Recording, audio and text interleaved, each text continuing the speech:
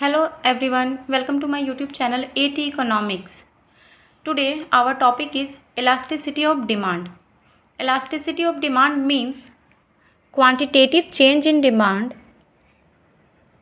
Quantitative change in demand due to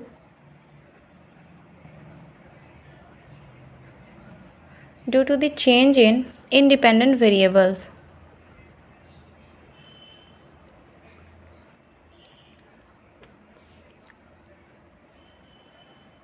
There are three types of elasticity of demand. First is price elasticity of demand.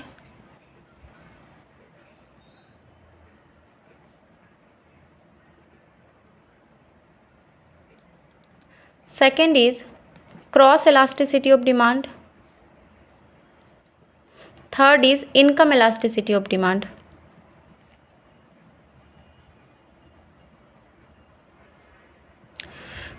Cross elasticity of demand पर videos हमारे channel पे available है, आप जाके देख सकते हैं। और इनकम इलास्टिसिटी ऑफ डिमांड पर जल्द ही इस चैनल पे वीडियो अपलोड कर दिया जाएगा। इस वीडियो में हम डिस्कस करेंगे प्राइस इलास्टिसिटी ऑफ डिमांड के बारे में। प्राइस इलास्टिसिटी ऑफ डिमांड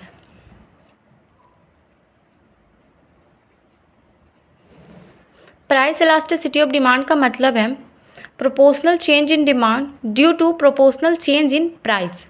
जैसे कि हमने लॉ ऑफ डिमांड में देखा था।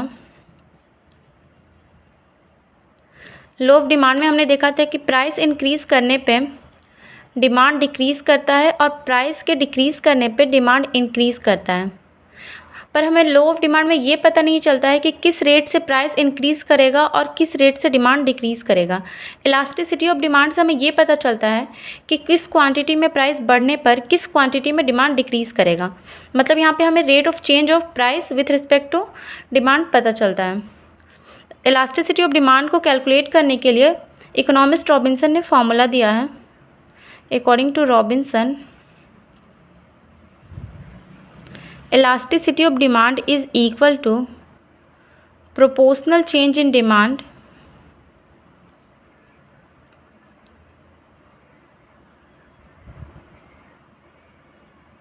by proportional change in price.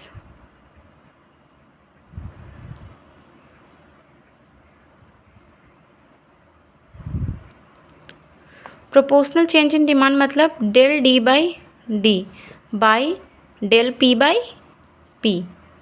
इसे हम सॉल्व करके लिख सकते हैं P by D into del D by del P. हमेशा इलास्टिसिटी ऑफ डिमांड जो है नेगेटिव में होता है। This is the basic formula for calculating elasticity of demand.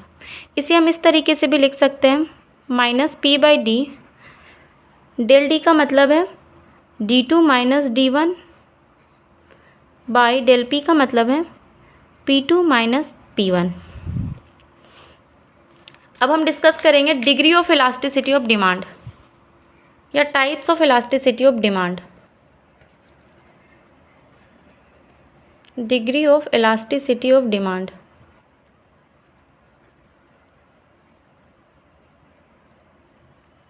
There are 5 types of elasticity of demand.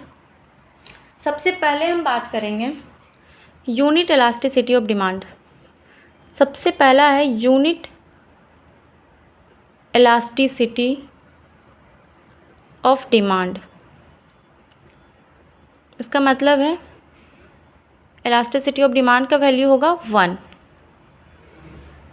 Unit elasticity of demand का मतलब है proportional change in demand equal to होगा proportional change in price. मतलब price में जितना change होगा demand भी उतना ही चेंज होगा, उसी क्वांटिटी में डिमांड भी चेंज होगा। इस सिचुएशन में हमारा डिमांड कर्व रेक्टेंगुलर हाइपरबोला होता है। रेक्टेंगुलर हाइपरबोला के शेप का होता है। अच्छा, यहाँ पे ध्यान दीजिएगा, इस सिचुएशन में हमारा डिमांड कर्व होता है रेक्टेंगुलर हाइपरबोला। ये हमारा डिमांड है, ये हमारा प्राइस है। इस तरह के शेप का होगा हमारा डिमांड। यहाँ पे देखिए, ये हमारा प्राइस है, ये हमारा डिमांड है। प्राइस हमारा डिक्रीज़ कर गया P1 से P2, डिमांड हमारा इंक्रीज़ कर गया x1 से x2। इस सिचुएशन में चेंज इन प्राइस है P1 P2, ये हमेशा बराबर होगा change in demand x1 x2 के। इस सिचुएशन में हमारा डिमांड कर्व DD में हर पॉइंट में इलास्टिसिटी ऑफ डिमांड सेम होगा 1, but slope rectangular hyperbola demand curve में स्लोप हर पॉइंट में डिफरेंट होगा। यहाँ पे हम बेसिक फीचर्स भी बतलाते जा रहे हैं। जब यूनिट इलास्टिसिटी ऑफ डिमांड होता है तो marginal revenue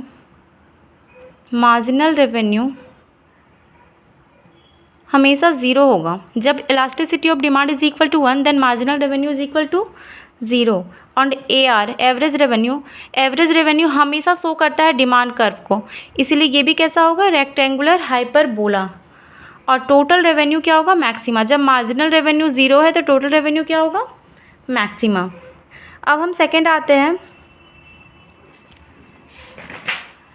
relatively elastic demand या रिलेटिवली इलास्टिसिटी ऑफ डिमांड पर। इस सिचुएशन में हमारा इलास्टिसिटी ऑफ डिमांड क्या होता है, ग्रेटर देन 1। इसका मतलब ये है कि जिस क्वांटिटी में हमारा प्राइस चेंज करेगा उससे ज़्यादा क्वांटिटी में हमारा डिमांड चेंज करेगा। और इस समय हमारा डिमांड कर्व जो होता है वो कुछ इस तरह के शेप का होता है। OX एक्सिस की तरफ ज़्यादा सीधा होता हुआ होता है, इसे हम चिपटे शेप का भी बोलते हैं। देखिए यहाँ पे हमारा डिमांड कर्व ये है, ये डिमांड है, ये प्राइस है। हमारा पहला प्राइस है P1, डिमांड कर्व है X1। हमारा प्राइस चेंज करता है P1 से P2, तो डिमांड हमारा कितना चेंज कर गया, X1 टू X2। यहाँ पे क्लियरली देख सकते हैं आप कि P1 P2 से बहुत ज़्यादा है X1 X2। मतलब प्राइस में केवल P1 P2 चेंज हुआ है, उसकी वजह से डिमांड हमारा X1 X2 चेंज कर गया। इस सिचुएशन में जब elasticity of demand is greater than 1 है, इस सिचुएशन में MR क्या होता है, पॉजिटिव होता है। और इस सिचुएशन में जो गुड्स होता है वो लग्जीरियस होता है। अब जो मार्केट होता है वो होता है मोनोपोलिस्टिक कंपटीशन।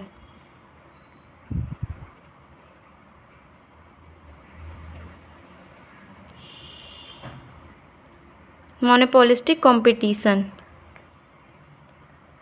अब हम इसके आगे बात करेंगे थर्ड नंबर पे, relatively inelastic demand. Third number पे हम बात करेंगे relatively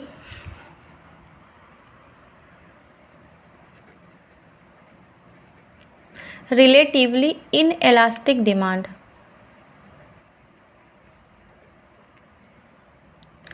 that means elasticity of demand is less than 1। इसका मतलब ये है कि जितनी क्वांटिटी में प्राइस चेंज करेगा उससे कम क्वांटिटी में हमारा डिमांड चेंज करेगा। इस सिचुएशन में डिमांड कर्व स्टीपर होता है, OI एक्सिस की तरफ ज़्यादा रहता है, इस तरह से। ये हमारा डिमांड है, ये हमारा प्राइस है। यहाँ पे देखिए, ये हमारा P1 है, ये X1 है। जब हमारा प्राइस इंक्रीज़ करता है P1 से P2 तो हमारा डिमांड डिक्रीज़ करता है X1 से X2। यहाँ पे आप क्लियरली देख सकते हैं कि P1 P2 is more than X1 X2। ये जो P1 P2 का एरिया है ये X1 X2 के एरिया से ज़्यादा है। इस सिचुएशन में मार्जिनल रेवेन्यू नेगेटिव होता है, एवरेज रेवेन्यू पॉजिटिव होता है।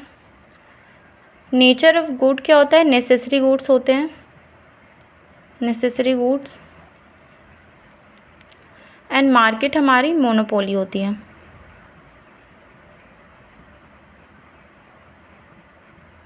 इसके बाद हम बात करते हैं perfectly elastic demand. Perfectly elastic demand, that means elasticity of demand is equal to infinity. इस सिचुएशन में प्राइस में कोई चेंज नहीं होता है, फिर भी हमारा डिमांड बहुत ज़्यादा चेंज करता है। प्राइस में चेंज क्या है? ज़ीरो, फिर भी हमारा डिमांड क्या है? चेंज करेगा। इस सिचुएशन में मार्जिनल रेवेन्यू पॉजिटिव होता है और सबसे important average revenue is equal to marginal revenue होता है। मतलब मार्जिनल रेवेन्यू इक्वल होता है एवरेज रेवेन्यू के। हमारा डिमांड कर्व होता है पैरेलल टू OX एक्सिस। इस तरह से हमारा डिमांड कर्व होता है। यहाँ पे आप क्लियरली देख सकते हैं कि प्राइस में कोई चेंज नहीं हो रहा है, फिर भी हमारा डिमांड इंक्रीज़ और डिक्रीज़ कर रहा है। प्राइस में चेंज क्या है? ज़ीरो है, पर हमारा डिमांड घट बढ़ रहा है। इस सिचुएशन में मार्केट होता है perfect competition.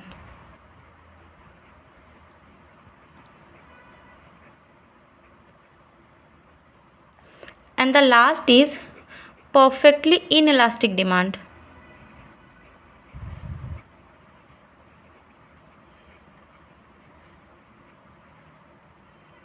Perfectly inelastic demand. इस सिचुएशन में डिमांड में चेंज जो है वो ज़ीरो होगा, चाहे प्राइस में कितना भी चेंज हो, हमारा डिमांड चेंज नहीं होगा। इसे बोलते हैं elasticity of demand is equal to zero. इस सिचुएशन में मार्जिनल रेवेन्यू नेगेटिव होगा और इसके साथ साथ एवरेज रेवेन्यू क्या होगा? ज़ीरो हो जाएगा। जब एवरेज रेवेन्यू ज़ीरो होता है तो इलास्टिसिटी ऑफ डिमांड भी ज़ीरो होगा, that means perfectly inelastic demand. इसका मतलब क्या है कि प्राइस में कितना भी चेंज हो जाए, हमारा चेंज जो है डिमांड में वो नहीं होगा, चेंज हमारा ज़ीरो होगा। इसमें डिमांड कर्व हमारा OI एक्सिस के पैरेलल होता है या OX एक्सिस पे OX एक्सिस पे लंबवत होता है।